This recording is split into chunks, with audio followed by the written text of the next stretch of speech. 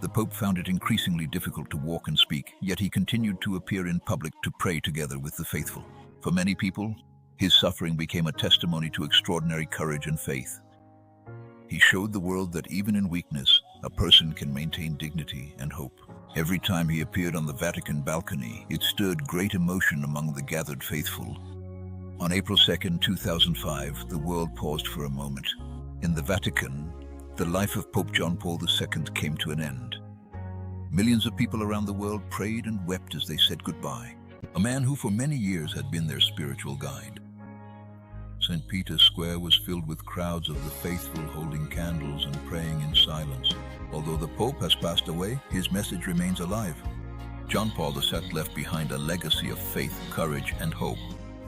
His life became proof that one person, guided by love and faith, can change the course of world history. A man who for many years had been their spiritual guide. St. Peter's Square was filled with crowds of the faithful holding candles and praying in silence. Although the Pope has passed away, his message remains alive. John Paul II left behind a legacy of faith, courage, and hope.